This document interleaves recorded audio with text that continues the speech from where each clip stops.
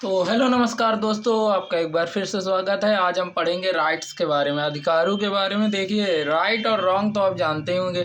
Right वो होता है जो उचित हो, एकदम सही चीज़ की हो भैया, तो ये होता है राइट। और रॉन्ग होता है वो चीज़ जो गलत हो। तो ये लेकिन राइट नहीं है, पढ़ना हमें दूसरा राइट है, यानी कि वो अधिकार पढ़ रहा है ना। लेकिन अधिकार है क्या? तो वही चीज़ तो है कि अधिकार मेनली वो हैं जो उचित होते हैं, जो राइट्स होते हैं। जो rights are those are right, ठीक है। तो आप जैसे ये माने, आप ये कहें कि हमको एकदम किसी को थप्पड़ मारने का राइट होना चाहिए, तो ये जो राइट है ये राइट नहीं है, समझ रहे हैं ना। ये सही नहीं है, इसलिए आपको ये राइट नहीं मिलेगा। तो ये कॉन्सेप्ट आप थोड़ा समझिए।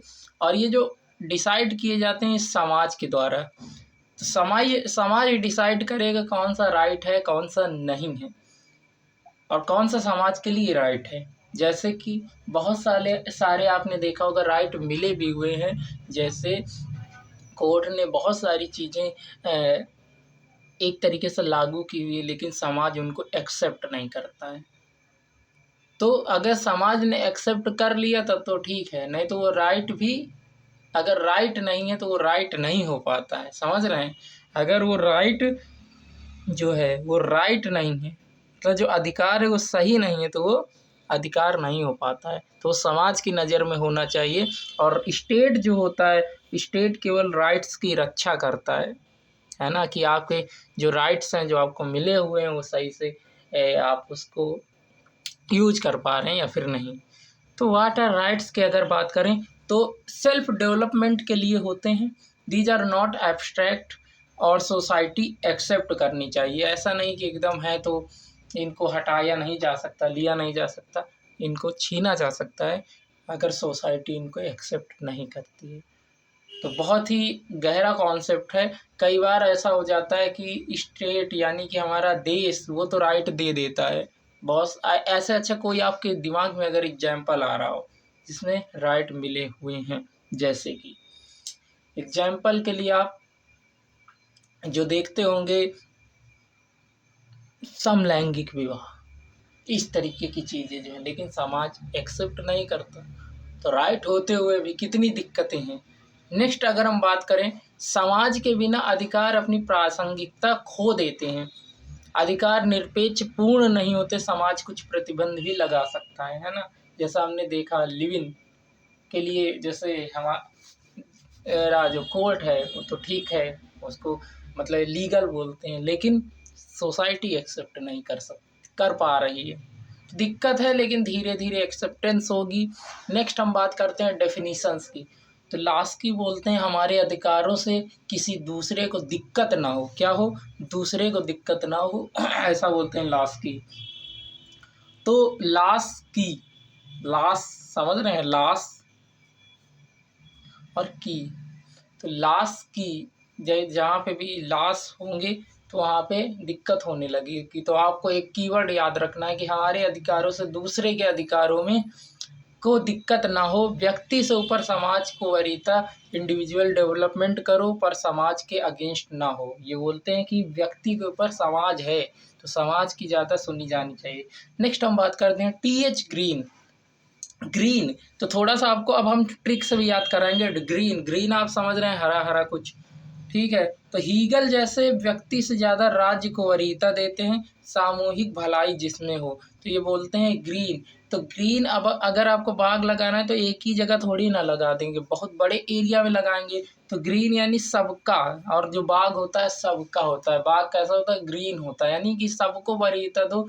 या एक को राइट दे दियो पर्टिकुलर इंसान को तो उससे दिक्कत हो जाएगी। तो ये सामूहिक भलाई जिसमें उस टाइप के राइट्स हों, ठीक है। ये बात करते हैं डॉक्टर बेनी प्रसाद। अब प्रसाद हैं तो देखते हैं क्या करते हैं। आवश्यक सामाजिक परिस्थितियां ही अधिकार हैं, यानी कि जो जैसे कि आपको इस तरीके से आप देखिए प्रसाद, तो प्रसाद आप ऐसे याद रखिएगा, हर एक को मिलता है, आवश्यक है देना, है ना, पूजा पाठ के बाद।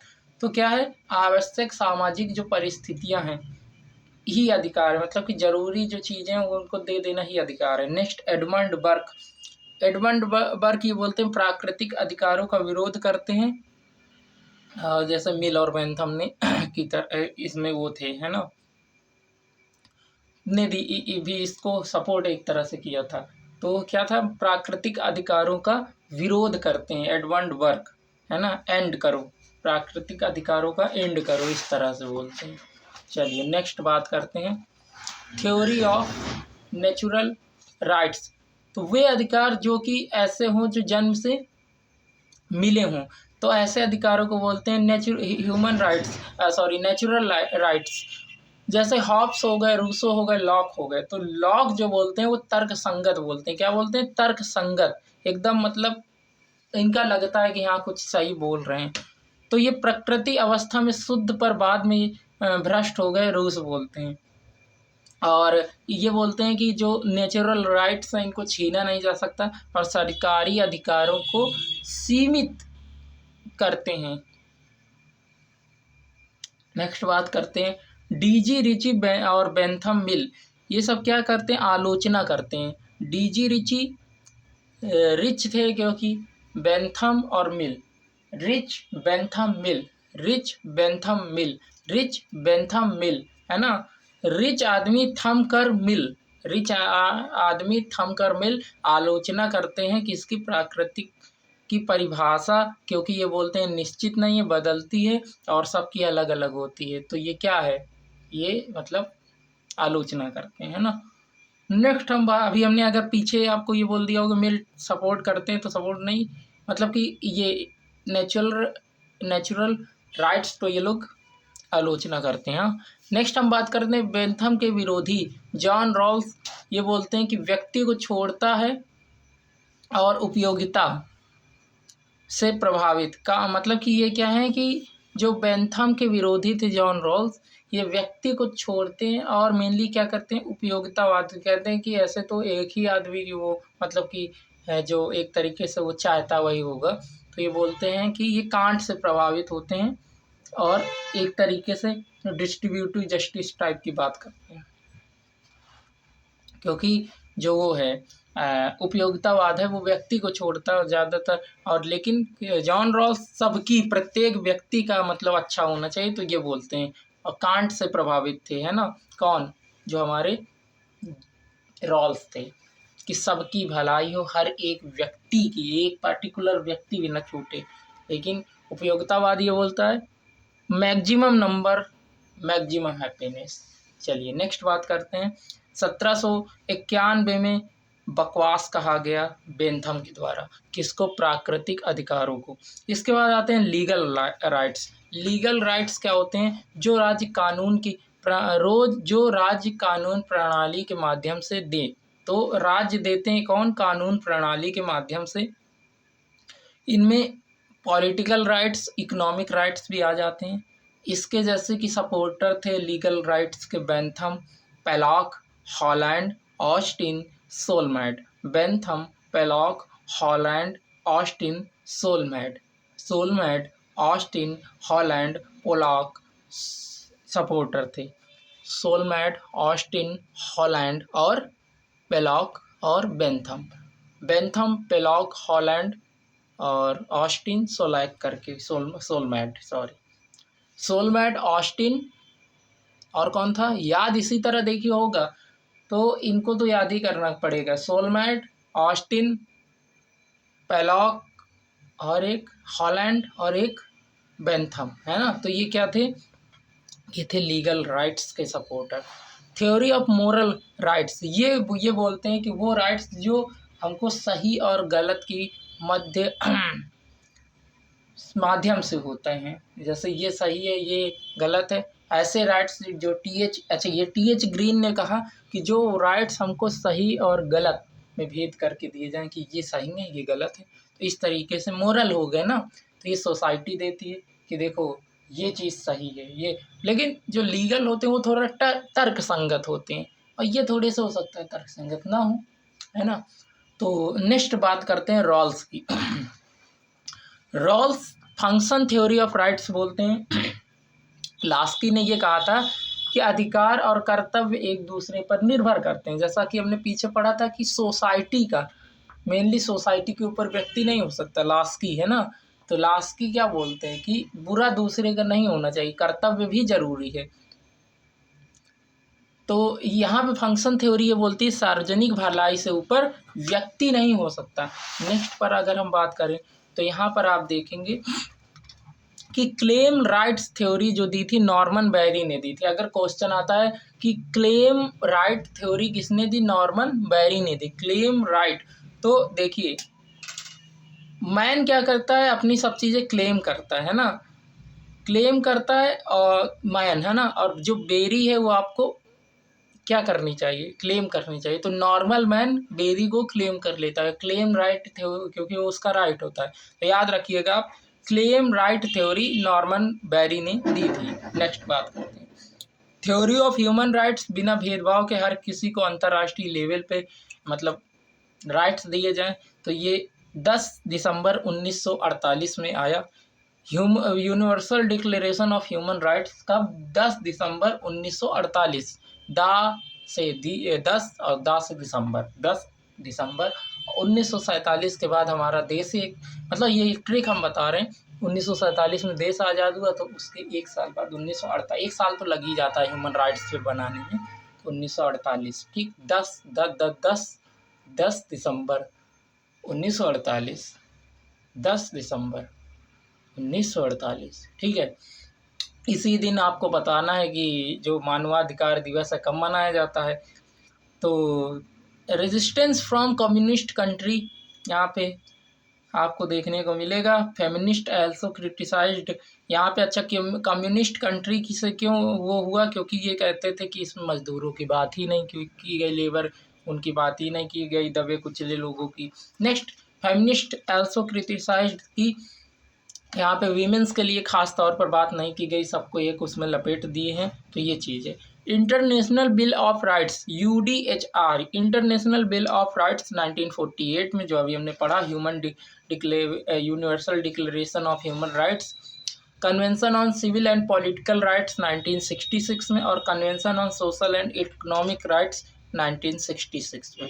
तो सिविल एंड पॉलिटिकल राइट्स 1966 में हुआ, और इसी का कन्वेंशन है convent on social and economic rights, तो ये भी 1966 में हुआ। चलिए नेक्स्ट बात करते हैं कारेल वासक नाम आप थोड़ा सा देख लीजिएगा, बाकी यही है।